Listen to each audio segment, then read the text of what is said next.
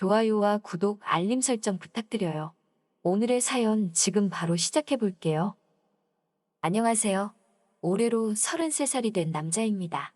몇 년 전 뜨거웠던 여름 어느 날 정말 많이 좋아했던 그녀와의 이야기를 해보고 싶어서 용기를 내서 사연 한번 적어봅니다.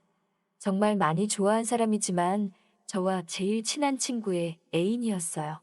저와 그런 일이 있었지만 그 여자는 지금 제 친구와 가정을 꾸리고 잘 살고 있네요. 마음속으로만 간직해야 할 수밖에 없는 비밀과 추억에 대한 이야기를 지금 시작하겠습니다. 무더위가 기승을 부리던 4년 전 여름이었습니다. 그해 봄 언젠가 건강에 문제가 생겨 다니던 회사를 때려치우고 집에서 휴식을 취하고 있었어요. 참 어렵게 들어간 회사였는데 체력적으로 힘들었는지 입사 2년 차에 몸이 많이 상해버리고 말았네요. 회사에서 나와 집에서 휴식을 하니 건강은 많이 좋아졌는데 집에서만 있으니 몸이 못 버티겠더라고요. 원래 밖으로 돌아다니는 성격은 아닌데 한 달 넘게 집에만 있으니 좀 있으셔 뭐 할 만한 걸 알아보다가 거금을 주고 카메라를 하나 장만했습니다.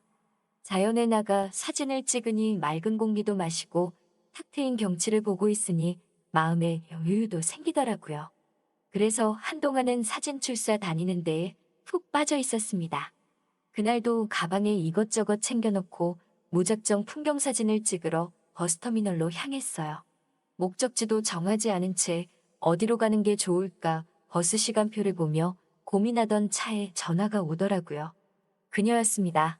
설명이 너무 부족했던 것 같아 그녀와의 인연을 짧게나마 설명해 볼게요. 그녀는 제가 대학교 졸업반이던 시절 처음 만났습니다. 핏줄이 비칠 정도로 투명하고 새하얀 피부와 대비되는 새까만 머리카락이 무척이나 조화롭게 아름다운 친구였어요. 마치 그린 듯한 길다란 속눈썹과 커다란 눈동자가 학교 문남성들의 가슴을 두드리게 만드는 아이였지요. 인적이 드문 교내 어딘가에서 몰래 담배를 피우고 있는데 대뜸 다가와서는 불 좀 빌려달라는 모습이 너무 태폐적이었어요. 대충 버리고 간 담배꽁초에 묻어있는 새빨간 립스틱 자국이 눈에 들어와 처음 본 날 이후로 몇 날 며칠을 그녀 생각에 잠을 이룰 수 없었네요. 그렇게 학교에서 그녀를 다시 마주치게 되었고 그냥 보낼 수는 없다는 생각에 무작정 다가가 인사를 건네고 말을 잇지 못해서 담배 좀 빌려달라는 말도 안 되는 첫 인사를 해버렸습니다. 그 모습이 재밌었는지 그게 계기가 되어 그녀와 친해지게 되었어요. 언제 제 마음을 고백해야 하나 고민하고 있었는데 얼마 뒤 그녀는 저와 같이 셋이서 가끔 어울렸던 대학 시절 저와 가장 친했던 친구와 연인이 되어 있더군요. 끝끝내 제 마음은 고백하지 못하고 둘의 행복을 바래줬네요. 둘은 아직도 오랜 연인 사이를 유지하고 있고 저도 그녀와 또 저희 친구와 아직도 좋은 관계로 지내고 있습니다. 그녀에겐 오랜만에 온 전화였어요. 서울에서 살던 그녀가 부산에 있는 호텔에 취업이 되어서 한동안 연락 없이 지내다가 거의 몇 달 만에 온 전화였지요. 오랜만에 온 전화라 반갑게 받아보니 대뜸 일이 너무 힘들다며 신세한탄을 하더라고요. 주야 3교대로 일하는데 갑자기 결혼이 생겨서 야간을 며칠째 계속하다가 오늘 드디어 쉬는 날이 됐는데 쉬는 날이 돼도 집에서만 혼자 있다며 신세한탄을 하더라고요. 술 마시고 놀고 싶은데 아는 사람도 없고 그냥 서울에서 취직할 걸 뭐하러 이런 고생을 사서 하는지 모르겠다고 계속 징징대더군요. 객지로 취업된 아가씨가 외로움을 토로하는 평범한 투정이었으나 가만 생각해보니 어차피 저는 지방에 내려가려고 짐도 챙겨 나왔고 아직 목적지도 정해지지 않았으니 오늘은 조금 멀리 가더라도 부산에 한번 가보는 것도 나쁘지 않겠다는 생각이 들었어요. 풍경 사진도 좋지만 골목이라든지 시장 같은 것도 사진으로 담으면 좋겠다는 생각도 들었고요.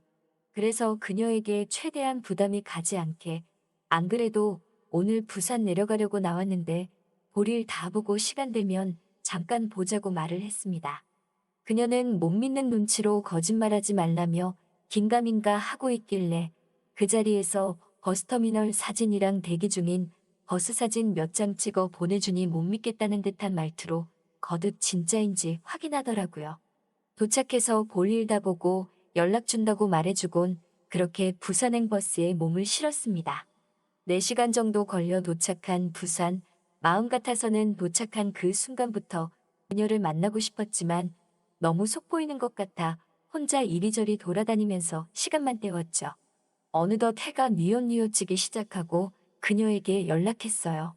만나기로 한 장소에서 지리를 잘 모르니 약속 장소를 헤매고 있는데 저쪽 멀리서 누군가가 주먹만한 통곡구두를 신고 비틀비틀 제 쪽으로 달려오길래 쳐다보니 바로 그녀였어요. 오랜만에 사람을 만나서 그런지 힘을 잔뜩 주고 나온 게 다 티가 나더라고요. 제가 좋아하던 새빨간 립스틱은 그녀의 새하얀 피부가 더 강조되게 만들었고, 그리고 그녀가 입고 나온 검은색 치마는 아슬아슬하게 보일락 말락하고, 상의에는 안에 입은 검은색이 도드라지게 보일 정도로 얇디 얇은 베이지색 티셔츠에 얇은 가디건을 하나 걸치고 나왔어요.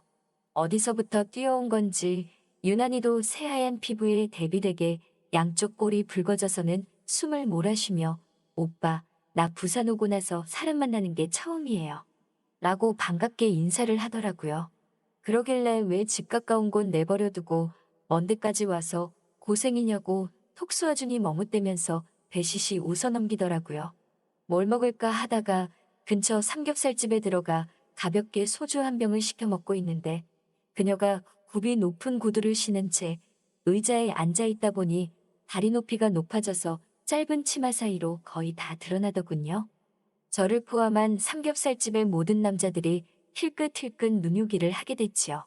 그 시선을 느꼈는지 그녀가 구두를 벗어던지더니 다리를 제 쪽으로 쭉 뻗었어요. 테이블을 가로질러 제 비어있는 옆자리 의자에 올라와 있는 그녀의 하얀 발등에 구두 자국이 분홍빛으로 선명했습니다. 그렇게 한참을 떠들다가 아는 사람을 처음 만났다는 말이 마음에 걸려 제 친구놈 그러니까 그녀의 남자친구가 아직 한 번도 놀러 온 적이 없느냐고 물어봤어요. 그녀는 아쉬움과 서운함이 묻은 표정을 지으며 오빠도 요즘 일이 바쁘다 보니 통 내려올 기회가 없었다고 말하더라고요. 제가 꼬치꼬치 캐물으려 하니 조금 그랬는지 화제를 바로 돌리더라고요. 저보고 만나는 사람 믿냐고 물어봤어요. 그녀 때문은 아니고 사실 그동안 시간적 여유도 없었고 최근에는 건강까지 안 좋다 보니 만날 겨를이 없었을 뿐인데 또 단둘이 이렇게 시간을 보내고 있자니 저도 모르게 거짓말을 하게 되더군요. 마음속에 못 잊은 사람이 있어 그때부터 연애를 못하고 있다는 듯이 애매한 대답을 해버렸지요. 그 대답을 하고 나니 쉴 틈 없이 대화를 나누던 우리 둘 사이에 약간의 정적이 흘렀습니다. 그렇게 잠깐의 침묵이 있는 동안 우리는 서로 말없이 소주를 마시고 있었네요. 그녀를 만난다고 하루 종일 밥도 안 먹고 돌아다녀서 그런가 아니면 몸이 안 좋아져서 그런가 몇 잔 먹지 않음에도 불구하고 금세 취기가 올랐고 계산을 마치고 나와 그냥 시내를 정처 없이 돌아다니고 있었습니다. 부산이라 그런지 술집 뒷골목 근처를 걷고 있는데 숙박업소가 정말 많이 보이더라고요. 그 근처를 걷고 있을 때쯤엔 어느새 우리 둘은 서로의 손을 꼭 잡고 있는 채로 걷고 있었습니다.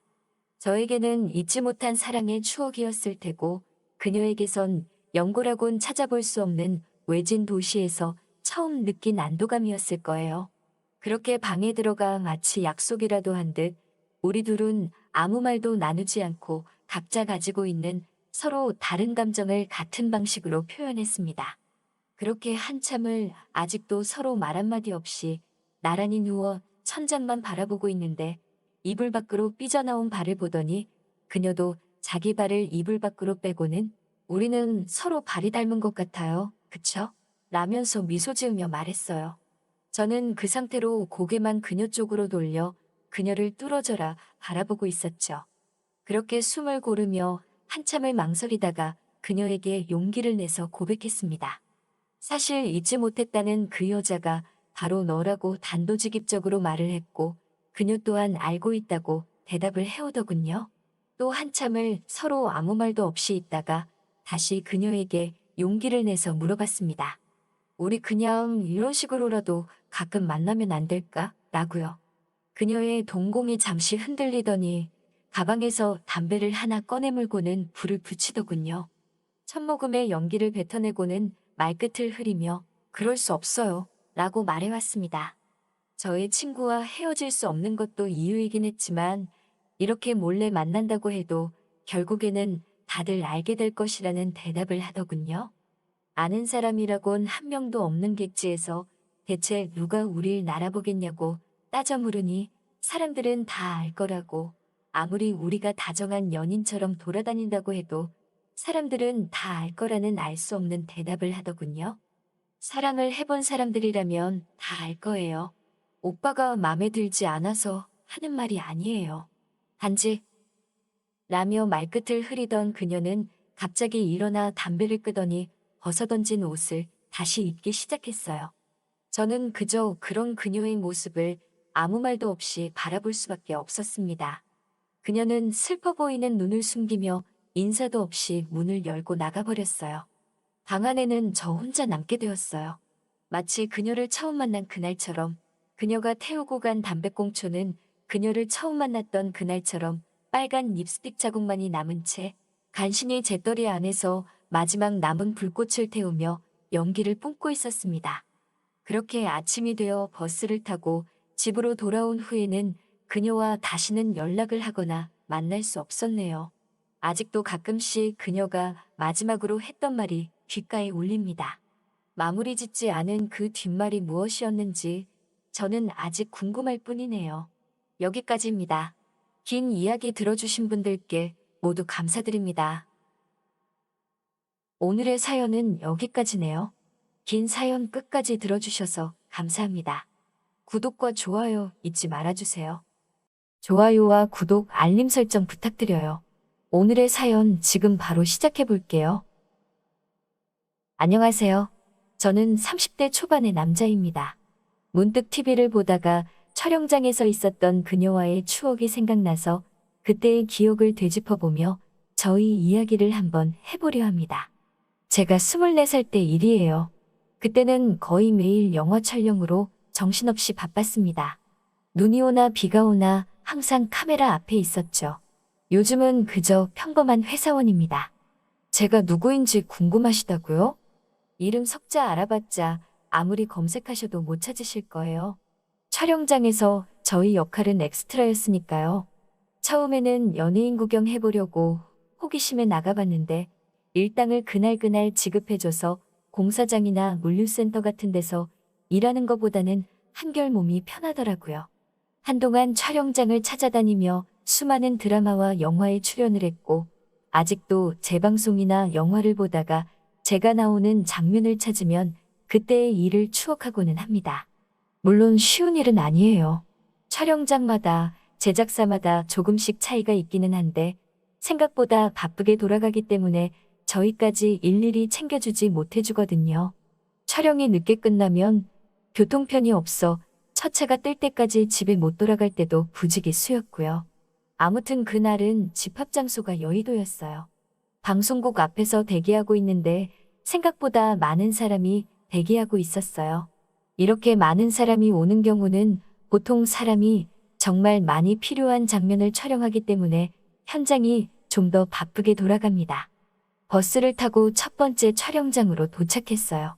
첫 번째 장소였던 번화가에 저희 역할은 지나가는 행인이었습니다. 조연출하시는 분이 와서 이 사람 저 사람 배치시키더라고요. 그렇게 저희 차례가 되고 커플 역할을 하라며 근처에 있던 여자분을 같이 붙여줬어요. 어깨를 살짝 덮을 듯한 길이의 검정색 생머리가 잘 어울리던 그녀는 연예인들하고 비교해도 손색이 없을 정도로 아름다운 미모의 소유자였습니다.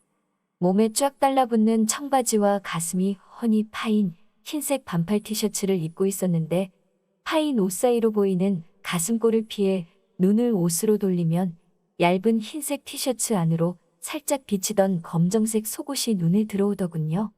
눈을 어디다 둬야 할지 모르겠어서 어영부영하며 서로 어색하게 인사를 했는데 서로 말 나눌 틈도 없이 곧바로 촬영이 시작되었죠. 저와 그녀는 여기서부터 저기까지 걸어갔다가 저기에서 다시 여기로 걸어오면 되는 막중한 임무를 부여받았어요. 걷는데 좋은 향기가 나서 긴장을 했는지 뻣뻣하게 굳어서 걸어갔어요. 뒤에서 컷! 소리가 들리면서 뒤에 걷는 커플분들 좀 더 다정하게 해주세요 라는 요청이 들어왔어요. 괜히 저 때문에 촬영이 지연되는 것 같아 미안했습니다. 죄스러운 마음에 촬영이 시작되자마자 다짜고짜 그녀의 어깨를 감싸 안고 진짜 커플인 것 마냥 걸어갔어요. 사실 카메라나 주연 배우들 쳐다보지 않고 보기에 대충 어색하지만 않으면 됐는데 사람이 더 많은 현장 때문에 그런지 조금 오버했다는 느낌도 있었네요. 그렇게 두어 시간을 처음 보는 여자의 몸을 밀착시킨 채 계속 걸어만 다녔습니다. 얇은 5단으로 그녀의 볼륨이 그대로 느껴져서 2시간 내내 뻣뻣해져 있었어서 아주 난감했네요. 그런데 그녀가 제게 말을 걸어왔어요. 저기요. 촬영 끝났는데 이제 손 좀. 너무 몰입했는지 촬영이 끝나고 휴식 시간이 되었는데도 그녀의 허리를 감싼 저희 손이 그녀를 놓아주지 않았던 거예요. 화들짝 놀라 그녀에게 사과했습니다. 그녀는 괜찮다며 살짝 웃어줬어요. 아무튼 첫 번째 촬영이 끝나고 두 번째 촬영이 시작되었습니다. 저는 결혼식에 찾아온 신랑 친구로 여러 무리의 사람들 속에서 박수를 쳐주는 또 다른 막중한 임무를 부여받았죠. 문득 그녀가 떠올라서 두리번거리면서 찾아봤는데 저쪽 멀리 신부 친구가 돼서 앉아있더라고요. 단정한 정장으로 옷을 갈아입었는데 아까 새끼 넘치는 모습과 다르게 성공한 커리어 우먼의 분위기까지 가지고 있었어요. 박수만 치다가 벌써 두 번째 촬영이 끝나고 뷔페에서 밥 먹는 역할을 연기하게 되었습니다. 점심으로 도시락을 주기는 했는데 준비된 뷔페 음식을 보니 배가 고파지더군요. 촬영을 위해 어제 미리 준비해둔 음식들이니 탈날 수 있으니 먹지 말라는 말에 너무 아쉬웠어요. 그렇게 식당에서 저는 그녀와 운명적으로 재회하게 되었어요. 촬영 중에는 기본적으로 조용히 하고 있어야 했습니다. 큰 소리가 나면 마이크에 섞여 들어갈 수 있기 때문이죠. 그녀의 맞은편에 앉아서 먹는 척을 하고 있자니 그 모습이 웃겼는지 서로 고개를 숙여 웃음을 참느라 혼났습니다. 잠깐 휴식 시간이 됐는데 그녀가 술 마실래요? 라고 물어보더라고요. 무슨 소린가 싶어서 멀뚱멀뚱 쳐다보는데 그녀가 잠깐만 기다려요 라고 하더니 어디론가 사라졌어요. 얼마 뒤 정장 주머니에서 소주 3병을 꺼내더라고요. 어디서 났냐고 물으니 옛날에 여기서 아르바이트를 했었다고 주류 보관하는 곳을 알고 있는데 비밀번호가 그대로라서 가지고 나왔다고 설명해줬습니다. 음식은 못 먹지만 물은 마셔도 문제 없었기 때문에 우리는 식탁 아래로 몰래 소주를 따라서 컵째로 벌컥벌컥 마셨어요. 촬영이 끝날 때쯤에는 저도 취기가 많이 올라 있었고 그녀도 얼굴이 빨개져 있었어요. 그렇게 촬영이 마무리가 되고 제작사 측에서 엑스트라들 줄을 세워서 봉투를 나눠주고 있는데 제 차례가 되니 저쪽으로 빠져 있으라고 하더라고요. 돈을 안 주길래 혹시 아까 술 마신 거 들켰나? 일당 못 받는 거 아니야? 이러면서 걱정하고 있었는데 저처럼 따로 빠져 있는 사람이 꽤 되더라고요. 그녀도 포함해서요. 연출팀에서 말하기를 한 씬을 더 찍을 건데 지금 남으신 분들은 추가 수당이 지급되니까 더 할 거면 하고 안 할 거면 말해달라고 했습니다. 시계를 보니 막차 타기도 글른 것 같고 추가 수당을 보통 일당 계산해주는 경우가 많았어서 그냥 남기로 했어요. 옷을 편하게 갈아입고 버스에 오르니 그녀가 빨개진 얼굴로 창문에 기대서 자고 있더라고요. 인원이 많이 줄은 버스 안에는 아까보다 빈자리가 많았지만 술 기운이 남아서 그랬는지 자고 있는 그녀의 옆으로 앉았어요. 제가 옆에 앉은 줄도 모르고 세상 모르고 자고 있는 그녀를 바라봤죠. 깊게 파인 티셔츠 사이로 그녀의 가슴이 살짝 보이는데 저도 모르게 그 위에 손을 올리고 말았네요. 제 손길을 못 느꼈는지 그녀는 계속 잠을 자고 있었습니다. 저도 술이 조금 취했었는지 그 자리에서 바로 잠이 들고 말았어요.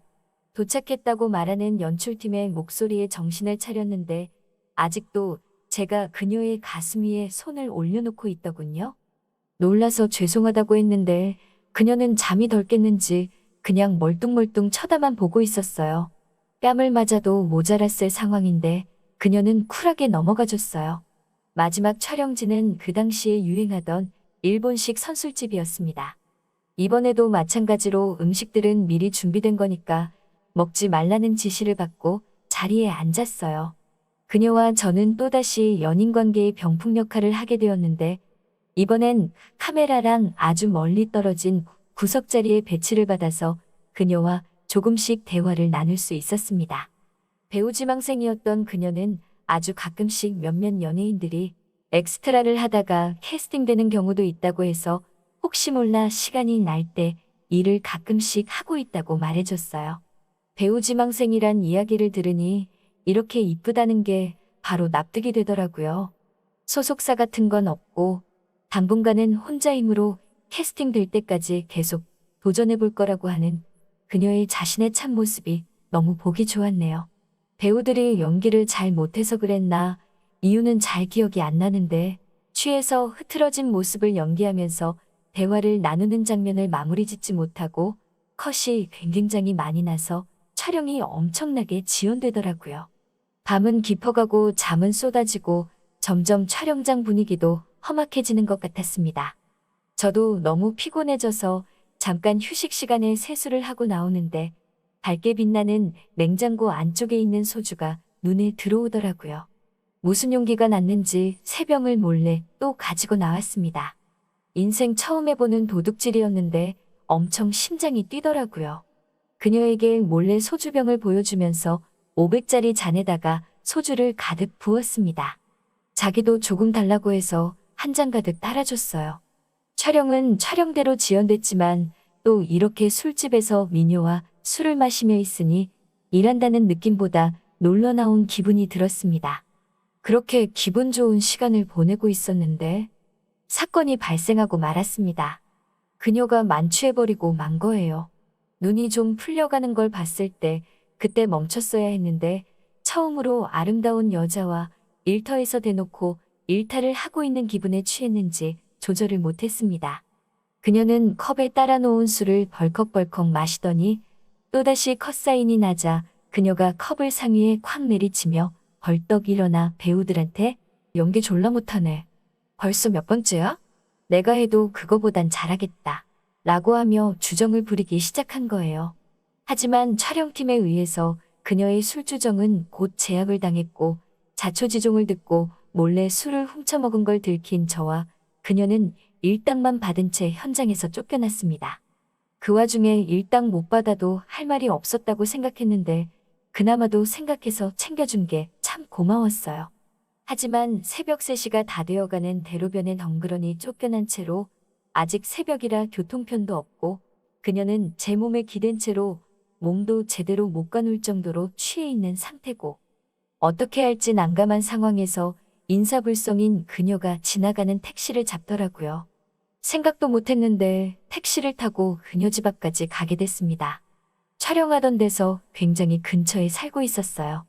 10분도 채 걸리지 않아 도착한 그녀의 원룸 앞. 어차피 저희 부축이 없으면 그녀 혼자서는 걸을 수 있는 상태도 아니었기 때문에 얼떨결에 그녀의 집 안까지 들어가고 말았어요. 문이 열리고 처음으로 들어와 보는 여자의 방의 풍경은 굉장히 새로웠습니다. 그래도 배우 지망생이라고 본인의 사진도 크게 뽑아서 벽에 걸어놓고 아기자기하게 데코레이션 해놓은 방은 이렇게 옆에서 개진상을 부리고 있는 여자의 방이라는 게 믿기지 않을 정도로 귀여운 모양이었네요. 그녀는 방에 들어오자마자 신발을 벗어던지고는 옷을 훌렁훌렁 벗으며 침대로 기어들어갔어요. 아까부터 흘긋흘긋 보던 검은색 속옷은 이불 안에 들어가서 벗어던지더라고요. 저보고는 집에 가라던가 자고 가라던가 아무 말도 안 한 채 그녀는 혼자 골아 떨어졌어요. 아쉬움에 뒤를 돌았다가 문 쪽으로 갔다가 왔다 갔다 하고 있었는데 그녀가 침대에서 일어나서 갑자기 물 좀 가져다 달라고 하더라고요. 냉장고에서 생수병을 꺼내 그녀에게 가져다 줬어요.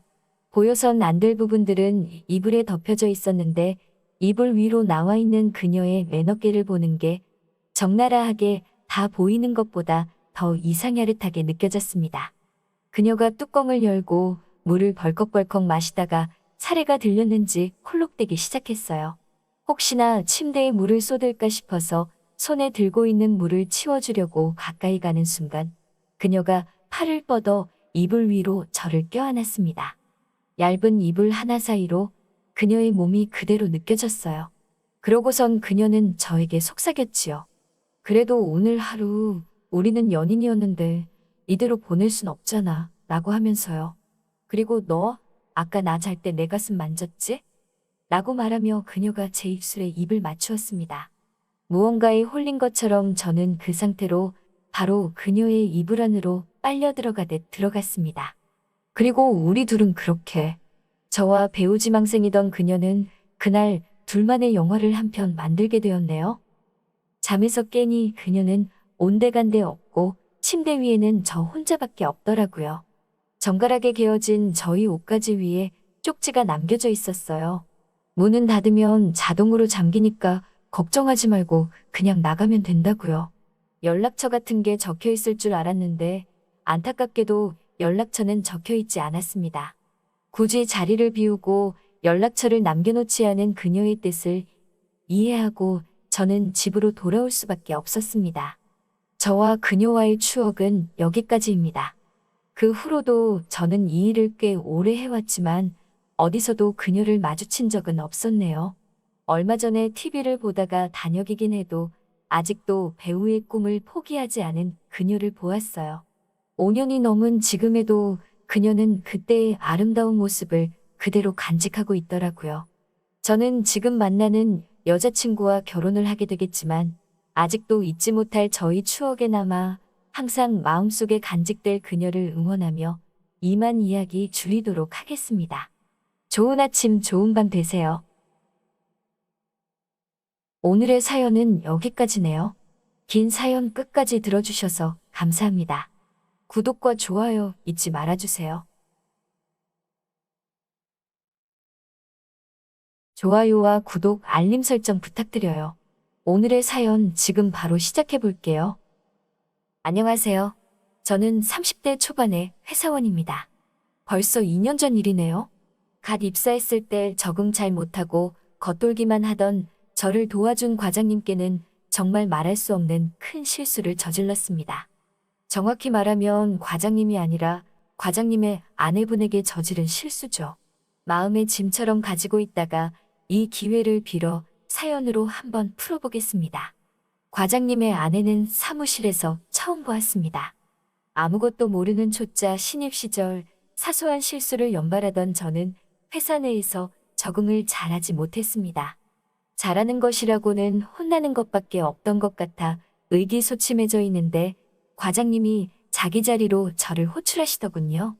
제가 또 무슨 실수를 했는지 미간에 주름이 잡힌 채 화가 난 인상으로 저를 부르는데 뭐 때문에 그러는지 모르겠으니 더 걱정이 되더라고요. 쭈뼛대며 과장님 앞에 고개를 숙이고 서 있는데 과장님이 저에게 내민 건 유리병에 들은 비타민 음료수였습니다. 아껴놓은 건데 저를 준다고 하면서 긴장해서 뻣뻣해진 저를 풀어주셨어요. 처음엔 다 그런 거라고 이 사무실에 실수 안 해본 사람 아무도 없고 깨져본 적 없는 사람 아무도 없다면서 저보고 잘하고 있으니까 혼나는 걸 무서워하지 말고 같은 실수를 안 하도록 해보는 게 어떻겠냐며 저를 응원해 주셨습니다. 처음 받아보는 응원과 위로의 감동을 받아 다음날 누구보다 아침 일찍 출근해서 과장님 자리에 전날 주셨던 비타민 음료를 한 상자 사서 과장님 책상 위에 올려놨습니다. 제 나름대로 사회생활을 하고 있다는 모습을 보여주고 싶었는지 그냥 돌아가도 됐는데 제가 드렸다는 메모를 남겨놓고 싶더라고요. 포스트잇 한 장을 떼서 감사합니다 라는 메모를 적고 제 자리로 돌아가려는 찰나 과장님의 아내분과 첫 만남을 하게 되었습니다. 사무실 책상 파티션 한가운데에 자석으로 붙어있는 한 장의 사진은 저희 시선을 사로잡았습니다. 굵게 말아 귀 밑까지 오는 젓갈색 단발머리에 웃음 때문에 반쯤 감겨있지만 또렷이 빛나는 눈동자와 커다란 입. 그녀를 담은 사진 배경의 초록색 풀밭보다도 더 싱그러운 미소와 그 무엇보다도 제 시선이 향한 곳은 깊게 파인 분홍색 스웨터 사이로 보이는 계곡은 앞으로 가지런히 모아둔 양손 때문인지 한층 더 크게 자태를 뽐내고 있었습니다. 음료수만 두고 가려고 했는데 그 사진에 정신이 팔려 과장님이 출근하셔서 저를 불러세울 때까지 눈치채지도 못하고 사진만 바라보고 있었습니다. 너 내 자리에서 뭐 하냐? 라고 묻는 과장님의 말에 화들짝 놀라 어제 음료수의 보답이라고 아침에 사온 음료수를 직접 건네드리곤 황급히 자리로 돌아왔습니다. 그 뒤로 저는 남들보다 30분 일찍 출근하게 되었습니다. 제일 먼저 출근해서 하는 것은 분주히 일하는 척 하면서 과장님 자리 앞에 서서 아내분의 사진을 바라보는 일이었습니다. 그녀의 사진은 몇 번을 봐도 질리지가 않았습니다. 청순한 얼굴을 한참 바라보다 아래로 내려가면 얼굴과는 상반되는 커다란 그 계곡을 음미했고 묘한 느낌이 들어 다시 과장님 아내의 얼굴로 시선을 옮기면 그녀의 사진 속 미소가 제가 뭘 하고 있었는지 다 알고 있는 듯한 눈빛으로 웃고 있는 느낌이 들었습니다. 어느 날에는 어디서 갑자기 용기가 생겼는지 제 핸드폰으로 그녀의 사진을 찍어버렸습니다. 자기 전에도 과장님 아내의 사진을 보니 한 번도 본 적이 없는 그녀가 꿈속에까지 나오더군요. 그녀를 실제로 보게 된 것은 얼마 뒤였습니다. 과장님이 갑자기 저를 불러 술 한잔 하자고 하시더라고요. 일이 끝나고 과장님과 가벼운 소주 한 잔을 하게 되었습니다. 요즘 부쩍 깨지는 일도 없고 잘 적응하고 있는 것 같아 보기 좋다고 그런 저를 칭찬해주러 부디 이런 자리까지 만들어주셨어요. 과장님 아내분 덕에 용기를 얻었다는 말을 할 수는 없어서 조금 말을 변형해서 이게 전부 다 신경 써주신 과장님 덕분이라고 항상 감사하고 있다고 대답했습니다. 과장님의 아내 같은 사람과 만나고 싶다는 말을 또 조금 바꿔서 과장님처럼 되고 싶다는 말도 전했습니다. 저의 그런 말이 썩 마음에 들었는지 과장님은 기분이 많이 좋아 보이셨어요. 내성적인 성격인 줄로만 알았는데 아부가 아주 수준급이라며 쑥스러워 하시면서도 저희 빈 소주잔을 계속해서 채워주셨습니다. 간단하게 마시려고 한 건데 저랑 술 마시는 게 대학에서 친한 후배와 술 마시는 기분이 든다면서 술 마시는 속도를 조금씩 올리시더라고요. 화장실을 다녀온다면서 자리에서 일어난 과장님은 걷는 모습이 이미 많이 취하신 듯한 느낌이 들었습니다. 화장실을 간 지 어느 정도 시간이 지난 것 같았는데 과장님이 돌아오질 않더라고요. 걱정이 돼서 무슨 일인가 살펴보려고 일어나는데 테이블 위에 올려둔 과장님 핸드폰이 울리기 시작했습니다. 전화를 건 사람은 다름 아닌 과장님의 아내분이었습니다. 와이프라고 저장돼 있는 전화기를 보니 침이 꿀꺽 넘어갔습니다. 저도 술이 조금 취한 상태여서 꿈에 그리던 여자의 목소리를 한번 들어보고 싶다는 욕심이 생겨 전화기를 들었습니다. 술집의 시끄러운 소리 때문이었을까 제가 여보세요 라고 대답한 말을 듣지 못하셨는지 과장님의 아내분은 대뜸 오늘 둘째 만들기로 한 날인 거 알지? 애기는 재웠으니까 잘 먹지도 못하는 술 조금만 마시고 일찍 들어와 라고 하시고는 다짜고짜 전화를 끊었습니다. 둘째를 만드는 날이란 이야기에 조금 질투심이 생겼습니다. 저는 사진으로밖에 볼 수 없는 여자가 오늘 밤의 계획을 알려주는데 사실 부부로서 당연한 일인데도 그 장면을 상상하게 되니 왠지 모르게 패배감이 들었습니다. 한참 동안 돌아오지 않는 과장님을 찾으러 화장실에 가니 화장실 앞 의자에 고개를 숙이고 깊은 잠에 빠져 계셨습니다. 제 기분을 북돋아 주시려고 잘하지도 못하는 술을 그렇게 마셨다니 어느덧 질투심은 사라지고 처음 저를 응원해주던 고마웠던 그때의 모습이 떠올랐습니다. 과장님을 부축하고 택시를 잡아 집까지 모셔다 드렸습니다. 택시 안에서도 다 꼬부라진 혀로 스펙도 인물도 뭐 하나 부족한 게 없다며 다 저에게 기대하고 있으니 그만큼 혼내는 거라며 절대 기죽지 말라고 몇 번이고 말씀하셨어요. 집 앞에 도착해서도 몸을 제대로 가누지 못하는 과장님을 부축해서 집 앞까지 갔습니다. 초인종을 누르려는데 과장님이 나왔다며 고래고래 소리를 지르더니 비밀번호를 누르고 문을 활짝 여시더군요.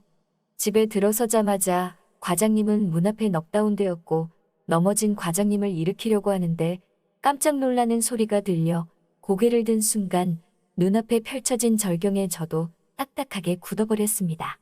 저의 동행을 예상하지 못한 채 무방비 상태로 과장님을 마중 나온 그녀의 모습 때문이죠. 문득 아까 전화로 둘째 만드는 날이라고 예고했던 게 생각났습니다. 타인의 부부 생활까지 간섭할 건 아니지만 과장님의 아내분은 오늘을 위해 과장님을 위한 특별 이벤트를 준비했나 봅니다. 손바닥만한 아니 훤히 보이는 검은색 망사로 된 얇은 옷 하나만을 걸친 채 사진에서 보던 핑크빛 청순한 입술은 온데간데 없이 입술을 새빨갛게 칠한 채 짙은 화장까지 하고 과장님과의 이벤트를 준비했던 그녀는 예상치 못한 저를 보고는 어쩔 줄을 모른 채 문 앞에 얼어붙어 있었습니다.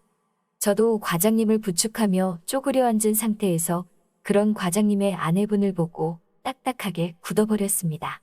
실제로는 10초도 안 되는 짧은 순간이었겠지만 그 순간이 마치 멈춘 것만 같이 길게 느껴졌습니다. 상황 파악이 된 과장님의 아내는 몸을 숨겼고 저도 바닥에 쓰러진 과장님을 두고 도망치듯 집을 벗어났습니다. 다음 날 사무실에 과장님이 들어오시는 걸 보고는 똥 마려운 강아지 마냥 바짝 졸은 상태로 과장님의 표정을 살폈습니다. 과장님이 저를 보고는 웃으며 머리 위로 손을 흔들며 인사를 했어요. 어제 일을 들키지 않은 건가 싶으면서도 별다른 말씀이 없으셔서 일하는 내내 계속 눈치가 보였습니다. 점심시간이 되자 직원들끼리 밥을 먹으러 나갔어요. 백반집에서 밥을 먹는데 웬일인지 저에게 말 한마디 안 걸고 다른 직원들과 대화를 나누는 과장님을 보니 더 헷갈렸습니다. 식사가 끝나고 양치질을 하려고 화장실에 가는데 과장님이 저를 불러 세우더니 자판기 커피나 한잔 하자고 데려가시더라고요. 심장이 터질 듯이 쿵쿵거렸습니다. 먼저 저에게 건네준 커피를 너무 불편했던 나머지 입천장이 홀랑 까질 정도로 한 번에 삼켜버리고 말았어요. 다행히 과장님이 먼저 말을 꺼냈습니다.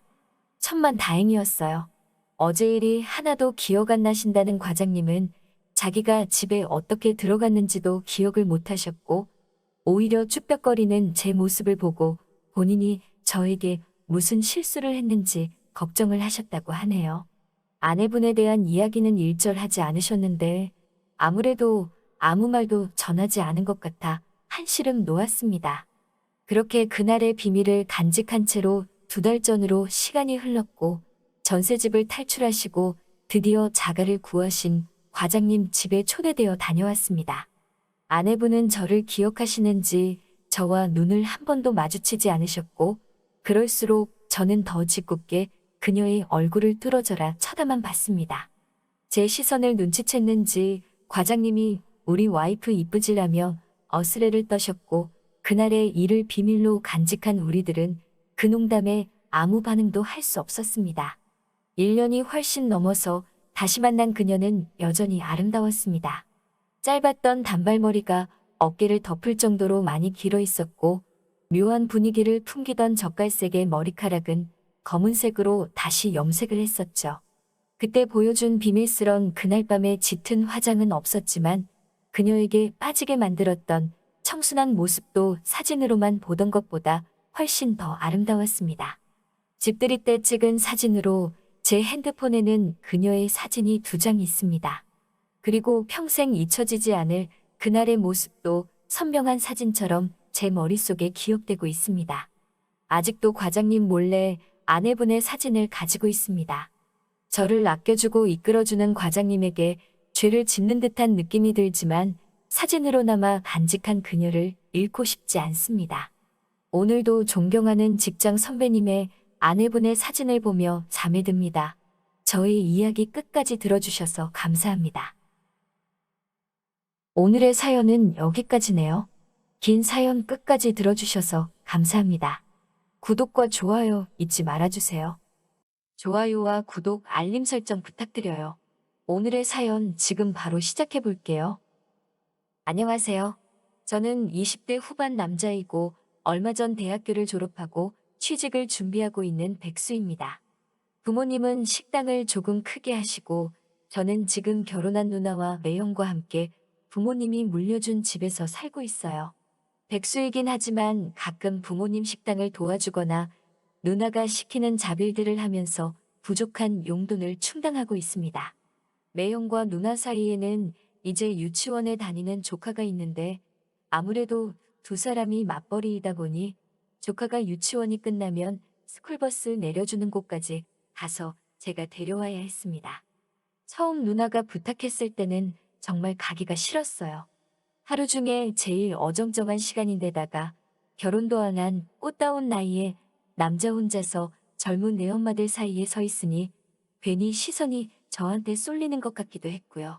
그런데 몇 번 다니다 보니 분명 첫날에는 후줄근하게 나오던 애엄마들이 저를 의식해서인지 화장도 하고 옷도 일부러 저에게 보여주기 위해 입은 것 같은 짧은 옷들을 입고 나오기 시작하는 것 같더라고요.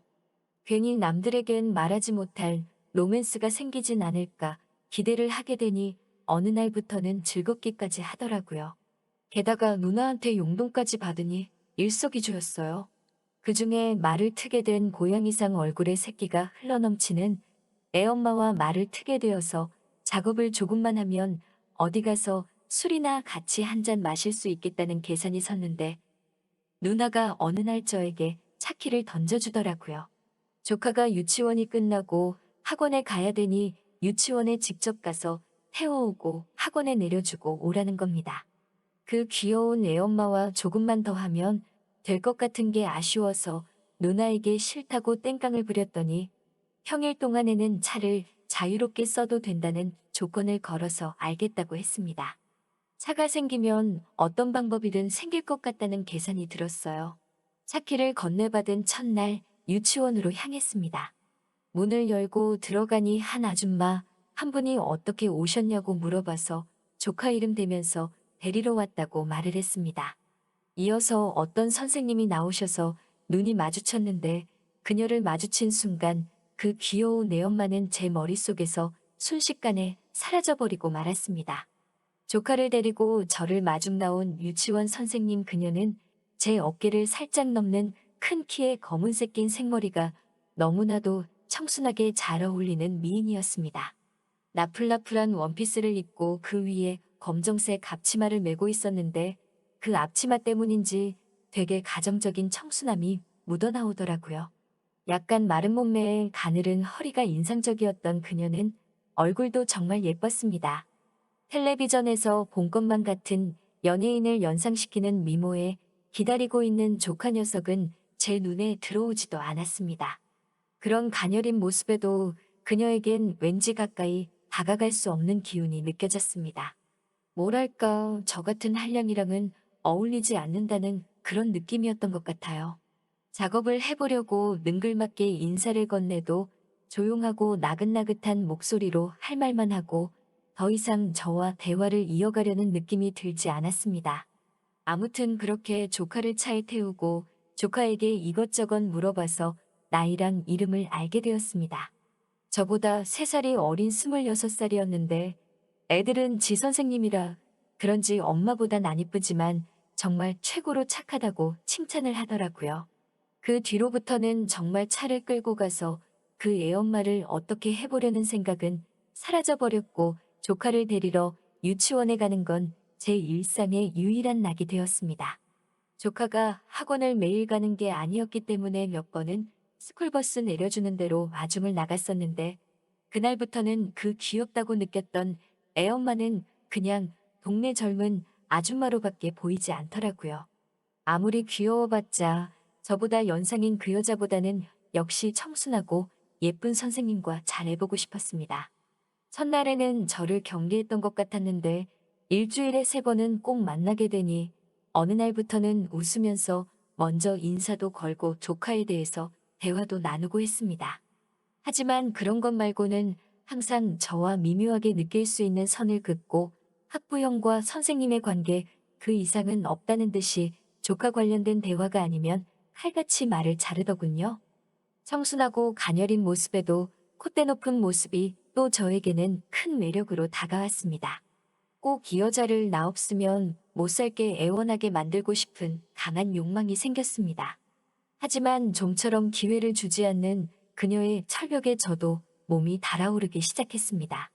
저의 부단한 노력에도 별다른 성과를 보이지 못하던 어느 날이었습니다.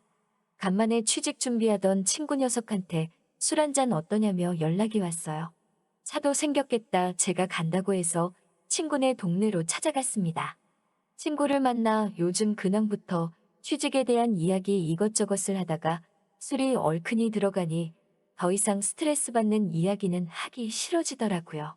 친구놈을 꼬셔서 뭘 할까 하다가 도우미를 불러서 노래방에서 놀기로 했습니다. 노래방에 들어가 방을 잡고 친구와 술을 시켜놓고 노래를 부르며 놀고 있었습니다. 문이 열리고 두 사람이 들어왔고 제 옆에 앉은 그녀는 이미 술에 많이 취했는지 자리에 앉자마자 제 어깨에 몸을 기대더라고요. 이게 웬 떡이냐 싶었습니다. 잘만 하면 좋은 추억을 많이 만들 수 있을 것 같아서 좋았어요. 친구 옆에 앉은 여자는 어떨까 싶어서 한참 옆에서 기대 있는 여자를 구경하다가 친구 쪽으로 고개를 돌렸는데 고개를 숙이고 핸드폰만 만지작대고 있는데 어두운 노래방 조명에서 핸드폰 빛으로 비춰오는 그녀의 얼굴을 보니 굉장히 낯이 익었습니다. 분명 느낌은 다른데 어디서 본 사람 같기도 하고 그러다가 갑자기 조카 유치원 선생님 그녀라는 걸 단번에 알아버렸습니다. 유치원에서 본 투명하고 청초한 화장은 온데간데 없고 길다란 가짜 속눈썹에 짙은 눈화장을 하고 입술 색깔마저 열정적으로 빨간색을 해버렸으니 전혀 다른 상반된 모습에 바로 알아차리지 못해버린 것이었습니다. 그 자리에서 자리를 박차고 일어나 그녀의 옆에 앉았습니다. 난데없는 저희 돌발 행동에 친구가 벙쪄 있었는데 술에 취해 정신을 못 차리는 제 옆에 앉았던 그녀를 보니 저에게 엄지손가락을 치켜들며 불만 없이 자리를 바꿔주더군요. 갑자기 옆에 앉은 사람이 바뀌어 그녀도 의아했는지 핸드폰에 처박은 고개를 들고 저를 쳐다보는데 그때 그 얼어붙어 버린 그녀의 표정이 아직도 기억이 납니다. 깜짝 놀라 자리를 박차고 나가려는 그녀의 팔을 당겨 다시 자리에 앉혀 어디 가서 말하지 않겠다고 약속하며 그녀를 안심시켰습니다. 어쩔 줄을 몰라 하며 울상이 되어 있는 그녀를 보니 그렇게 진한 화장을 했는데도 너무 귀여워 보였습니다. 장난기가 발동해 제가 평소에 좋아하는 여자 노래들을 선곡해 불러달라고 부탁을 했는데 몸을 바들바들 떨며 노래를 열창하는 모습에 저도 모르게 웃어버리고 말았네요. 노래방에서는 오래 있지 않았습니다. 친구 녀석이 성공한 건지 그 여자를 데리고 나가는 모습을 배웅해주며 옆에서 고개를 숙이고 아무 말도 못하고 있는 그녀에게 술 한잔 할래요? 라고 물어봤습니다. 상황이 상황인지라 그녀는 아무 대답도 못하고 저를 따라오더라고요. 유치원에서 보던 청순한 복장은 온데간데 없고 어깨와 가슴팍이 훤히 드러나는 옷을 입고 있는 그녀에게 제가 입고 있던 잠바를 벗어 입혀줬습니다. 가까이 보이던 포장마차에 마주 앉아 술을 마시고 있는데 그녀는 겁이라도 먹은 듯 제빈 술잔을 채워주는데 여념이 없더라고요. 불안한 눈빛으로 그녀가 자초지종을 이야기해 주었습니다. 집안 형편이 그렇게 넉넉하지 않은 편인데 공사장에 나가시는 아버지가 얼마 전 사고를 당하셔서 당장 온 가족이 쫄쫄 굶게 생겨 어쩔 수 없이 이 일을 시작하게 되었다고 저에게 설명해 왔습니다. 거의 가장 노릇을 하고 있는 그녀가 유치원 선생님으로 받는 월급으로는 온 가족이 생활하는 데는 택도 없는 금액이라며 힘들어했습니다. 시키는 대로 하겠다며 제발 아무에게도 말하지 말아달라고 또 부탁해왔습니다. 당장 저도 백수여서 제가 어떻게 해줄 수 있는 방법이 있는 건 아니었지만 힘들어하는 그녀의 모습을 보니 제가 도와줄 수 있는 방법이 있냐고 물어봤습니다. 몇 번 본 사이도 아닌데 그럴 수는 없다고 단지 유치원에만 말하지 말아달라고 부탁해오는 그녀의 말에 저는 정말로 무슨 흑심이 있어서 그러는 게 아니니 걱정하지 말라고 다시 안심시킨 후 단지 저는 그녀를 여자로서 관심이 있다고 유치원에서 처음 봤을 때부터 정말 가까워지고 싶었다고 이야기했습니다. 유치원에서 그렇게 콧대 높았던 그녀가 저희 이야기를 듣고는 제 품에 안겨 울고 있는 모습에 많이 안쓰러웠습니다. 그녀의 등을 토닥여주다가 눈이 마주쳤고 그녀와 키스를 하였습니다. 다음 날 아침이 밝을 때까지 우린 서로 함께 있었고 저는 그녀를 응원해 주었습니다. 지금은 저와 그녀는 연인이 되었습니다. 노래방에는 더 이상 가지 않고 유치원이 끝난 후 부모님 식당에서 저와 함께 일을 하고 있습니다. 수입이 빠듯한 건 알고 있지만 그녀도 좋은 결정을 내렸다고 생각하고 주말에도 쉬지 않고 저와 함께 일을 하고 있어요. 서로의 등을 지켜주는 좋은 연인이 생겨 너무 좋습니다. 오늘의 사연은 여기까지네요. 긴 사연 끝까지 들어주셔서 감사합니다. 구독과 좋아요 잊지 말아주세요. 좋아요와 구독, 알림 설정 부탁드려요. 오늘의 사연 지금 바로 시작해 볼게요. 안녕하세요. 저는 20대 후반 건장한 청년입니다. 벌써 5년이나 지난 일이네요. 이제는 그때보다 행복해 보이는 사촌 누나를 보니 저와 누나의 이야기를 한번 해보고 싶어서 익명의 힘을 빌려서 이렇게 한번 공개해 봅니다. 어머니가 외가 친척들 중 유독 이모와 사이가 좋았습니다. 결혼도 서로 비슷한 시기에 하셨고 무엇보다 서로 재테크 정보를 공유하면서 투자도 같이 하고 그러면서 더욱 돈독하게 되었어요. 서울 변두리긴 하지만 뭐 그 당시에 집값이 엄청 오를 거란 이야기를 듣고 두 분 다 근처에다가 주택을 구매했는데 아직까지 별다른 재미를 못 보고 우리도 이모네도 그때 산 집에서 아직도 살고 있습니다. 우리 집은 제 위로 형이 한 명 있고 이모 집은 제 위로 누나가 2명, 남동생이 1명 있었습니다. 제가 하려는 비밀 이야기는 둘째 사촌 누나와의 이야기입니다. 가까이서 살아서 그런지 양쪽 집은 자주 만났습니다. 형제들도 다 서로 또래들이라서 허물없이 가족처럼 지내왔습니다. 이모나 우리 어머니도 자기 애라고 더 이뻐하는 게 아니라 서로의 아이인 것처럼 공정하게 잘 대해줬습니다. 주말마다 하루는 우리 집에서 하루는 이모 집에서 거의 자주 만났습니다. 저는 그 중에서도 작은 누나와 친하게 지냈습니다. 막내 동생이야 저랑도 나이차가 조금 있던 편이라서 저를 잘 따르기도 했지만 거의 동생을 봐준다는 개념이었지 우애라고 할 만한 건 없었어요. 그렇다고 큰 누나와도 사이가 나쁜 건 아니었지만 뭐랄까 너무 어른스러운 느낌도 있었고 조용조용한 모범생 스타일이었기 때문에 조금 거리감이 느껴졌습니다. 그에 비해 작은 누나는 여자답지 않게 털털하고 자유분방한 성격이라서 저랑 잘 맞았던 것 같습니다.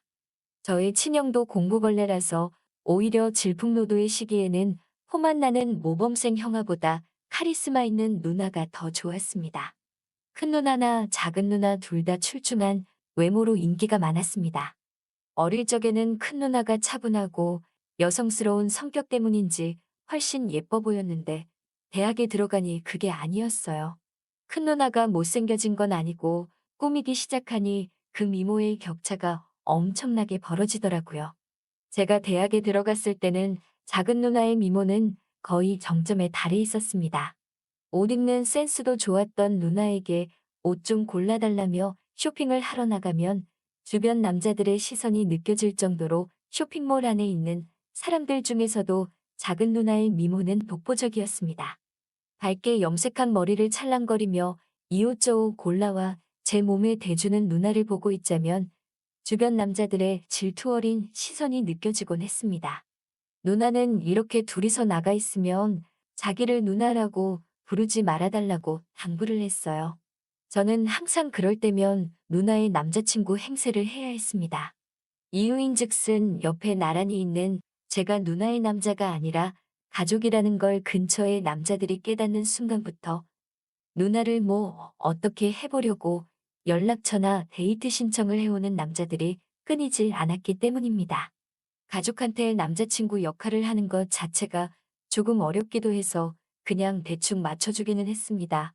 멀찌감치 걷고 있다가 남자들이 추근덕대기라도 하면 쪼르르 달려와 저와 팔짱을 끼고 걸어가는데 제 팔을 휘감고 가까이 밀착한 누나를 의식하면 소름이 오싹오싹 돋기도 했지만 또 그게 그렇게 싫지만은 않았습니다. 저의 여자친구인 척 연기를 하는 행세가 실제로도 연기에 소질이 있었는지 어느 날 누나는 명함을 하나 받게 되었습니다. 연예기획사에서 길거리 캐스팅을 받은 것이었죠. 솔직히 텔레비전에 나오는 연예인들을 누나와 한데 다 섞어놔도 제가 볼 때도 누나가 그 사이에서 딸린다는 느낌을 받지 않을 정도였으니 저도 누나는 성공할 것 같다고 믿져야 본전인데 한번 해보려고 했습니다. 안 될 것 같다면서도 내심 기대를 하는 눈치였습니다. 학교도 사실 썩 잘 간 편은 아니라서 이모 집에서도 누나가 하고만 싶다면 한번 해보라는 식이었습니다. 얼마 안 있어 저는 군대를 갔고 이등병 시절 맨날 여기저기 불려가서 털리기만 했는데 사촌 누나의 단 한 번의 면회로 저에 대한 대우가 많이 달라졌습니다. 면회장에 나타난 누나는 부대 모든 선임들의 마음을 단번에 뺏어버렸고 그 뒤로 사촌 누나의 연락처라도 받아보려는 선임들이 저희 보호자를 자청해와서 마음고생 많이 하는 1위등병 시절을 걱정 없이 편하게 보냈습니다. 사건이 터진 건 군 생활이 다 끝나가던 저녁을 얼마 앞둔 어느 날이었습니다. 대충 시간만 때우면서 보내고 있는데 동기놈 중 한 명이 헐레벌떡 뛰어오더니 무턱대고 따라와 보라고 하더라고요. 뭔 일인가 싶어 따라갔는데 동기가 구석에서 몰래 숨겨가지고 들어온 핸드폰을 꺼내고는 화면 속 여자를 가리키며 이건 너네 누나 아냐? 라고 말해왔습니다. 동기놈이 말해주지 않아도 새하얀 피부에 눈 밑에 까만 점, 아니 얼굴을 보지 않아도 작게 들려오는 목소리만 들어도 우리 누나인 걸 단번에 알았습니다. 누나는 인터넷 방송을 하고 있었습니다. 인터넷 방송 자체가 나쁜 건 아니었지만 누나는 제가 상상할 수 있는 것 중에 가장 질 나쁜 방송을 하고 있었습니다. 누나는 여전히 예쁘고 남자들은 누나에게 정신을 못 차렸지만 그토록 자신에게 접근하는 남자들을 싫어하던 누나는 온데간데 없고 호응을 유도하며 화면 안에서 짧디 짧고 얇디 얇은 옷을 입고 춤을 추고 있었습니다. 누가 봐도 의도한 듯이 슬쩍슬쩍 모든 것을 보여주는 누나를 보니 만감이 교차했습니다. 얼마 뒤 저는 전역을 했고 집에 돌아와서는 이모 집에도 인사를 하러 간다고 나왔습니다. 제발 누나가 아니었으면 했습니다. 옥탑을 개조해 자취방처럼 쓰고 있는 사촌 누나의 방으로 들어갔습니다. 화려한 조명으로 꾸며진 방이 얼마 전 보았던 방송에서의 방과 똑같았습니다. 누나는 곤히 잠들어 제가 와 있는지도 모르고 세상 모르고 잠에 들어 있었습니다. 이모 집에서 큰 누나와 이모의 환대를 받으며 온 가족이 모여 저녁을 먹고 있었는데 작은 누나가 그제서야 잠에서 깼는지 내려왔습니다. 짧은 반바지를 입고 잠에서 깨자마자 나온 작은 누나는 저를 보더니 반색을 하며 드디어 저녁을 했냐며 반겨줬지만 저는 누나를 예전처럼 대할 수 없었습니다. 매번 시간이 날 때마다 방문하던 이모 집이었는데 그날 이후로는 바쁘다는 핑계로 한 번도 찾아가지 않았습니다. 그렇게 작은 누나를 넋지로 피하고 있었는데 작은 누나로부터 만나자는 연락이 왔습니다. 동네 호프집에서 만난 누나는 저녁을 했는데 왜 이렇게 얼굴을 안 비치느냐며 저를 나무랐지만 저는 아무 대답도 할 수 없었습니다. 술이 조금 들어가니 사촌 누나에게 자초지종이라도 들어봐야 성이 풀릴 것 같아 용기를 내서 물어봤습니다. 누나의 방송을 보았다. 연예인을 할 줄 알았는데 이게 무슨 일이냐고 드라마에서나 처음 볼 줄 알았던 누나의 모습을 그런 방송에서 보니 실망했다고 단도직입적으로 말을 했습니다. 누나는 충격을 받았는지 말을 잇지 않았습니다. 그저 술만 계속 마시고 있었습니다. 한참을 아무 말이 없다가 누나는 모든 걸 설명해 줬습니다. 얼굴 하나만 믿고 데뷔를 준비하는 사람이 얼마나 많은 줄 아냐며 자기같이 끼도 없고 얼굴만 믿고 하려면 백이 있어야 한다고 말하면서 이걸로 돈을 조금만 모으면 백을 써서 데뷔도 할 수 있다는 어처구니 없는 말을 듣고 한마디 해줬습니다. 누나가 아는 연예인 중에 인터넷으로 그렇게 하면서 데뷔한 사람이 한 명이라도 있냐고 말이죠. 이어지는 누나의 이야기를 들어보니 누나는 이미 그때 누나를 캐스팅한 매니저와는 깊은 관계이고 그 자식의 꼬드김에 속아 그런 식으로 돈을 벌고 있었던 거죠. 누나가 그렇게 번 돈의 사용처는 안 봐도 뻔했습니다. 누나는 끝까지 그럴 리가 없다며 제 말을 듣지 않았죠. 듣다 보니 계속 그놈을 감싸는 누나의 모습에 화가 나 그럼 누나 맘대로 계속 그렇게 살라고 화를 내고는 저 혼자 집으로 돌아왔습니다. 침대에 누워 분을 삭히고 있는데 도무지 화가 가라앉지 않아서 뜬 눈으로 천장만 보고 있었습니다. 새벽이 한참 되어도 잠을 못 이루고 있는데 방문이 열리고 어머니가 들어오셔서는 누나는 어쩌고 너 혼자만 왔냐고 집에 아직도 누나가 안 들어왔다고 이모가 걱정하고 있다는 연락을 받았다는 말에 뒤도 안 보고 누나와 술을 마시던 호프집으로 달려갔습니다. 누나는 그 뒤로도 혼자 술을 계속 마셨는지 테이블 위에 엎어지듯 기대서는 술을 마시고 있었습니다. 누나에게 다가가 미안하다고 사과하고 술에 잔뜩 취한 누나를 데리고 이모의 집으로 데리고 왔습니다. 비틀거리는 누나를 등에 업다시피 해서 겨우겨우 누나의 옥탑방 침대 위에 눕혔습니다. 자고 있는 사촌 누나의 얼굴을 보니 마음이 아팠습니다. 순수한 누나의 마음을 짓밟은 그놈이 용서가 되질 않았어요. 조금 추워 보여서 옷을 갈아입히고 재웠으면 했지만 저도 취기가 남아있었는지 예쁜 사촌 누나의 얼굴을 보니 괜히 긴장이 되더라고요. 이러면 안 되지 하면서 정신을 차리고 이불을 목 위까지 덮어주고 일어나는 찰나. 누나가 두 팔을 뻗어 저희 목을 휘감더니 자기 쪽으로 확 당겨왔습니다. 당기는 힘이 어찌나 세던지 저는 중심을 잃고 누나의 몸 위로 넘어졌습니다. 사촌 누나의 몸 위에 저희 얼굴이 밀착되어 심장 소리가 들려왔습니다. 빠르게 뛰고 있는 사촌 누나의 심장 박동 소리를 들으니 오만 가지 생각이 다 들었습니다. 이러면 안 될 것 같은 묘한 분위기 속에 정신줄을 잡고 고개를 들었지만 누나는 제 목을 감고 있는 두 팔에 힘을 빼지 않았습니다. 눈을 개슴츠레 뜨고 저를 바라보고 있는 사촌 누나와 눈이 마주쳤습니다. 나 좀 위로해줘.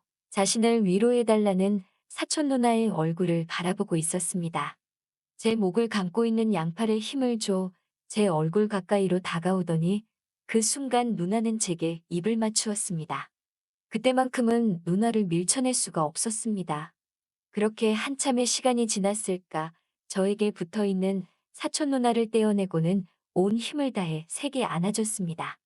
거의 울듯이 누나에게 누나는 무엇이든 될 수 있다고 하지만 자기 자신을 팔면서까지 확신이 없는 일을 하며 상처받지 말고 본인의 그 자체로 성공하는 모습을 보고 싶다고 응원해줬습니다. 저의 어깨 뒤로 가 있는 누나의 얼굴을 볼 수는 없었지만 누나도 뜨거운 눈물을 흘리는 것 같았습니다. 누나는 방송을 접은 대신 대학로에 있는 작은 극단에서 연기를 시작했습니다. 5년차 무명 연극배우이긴 하지만 언젠가는 텔레비전에 나오는 미녀 톱스타가 될지 아니면 이렇게 극단에서 본인이 좋아하는 일을 하며 지낼지는 아무도 모르지만 제가 정말 아끼고 사랑하는 저희 가족이 저의 친형보다 더 저와 가까운 사촌 누나가 성공해서 행복해지기를 바라는 바입니다. 오늘의 사연은 여기까지네요. 긴 사연 끝까지 들어주셔서 감사합니다. 구독과 좋아요 잊지 말아주세요.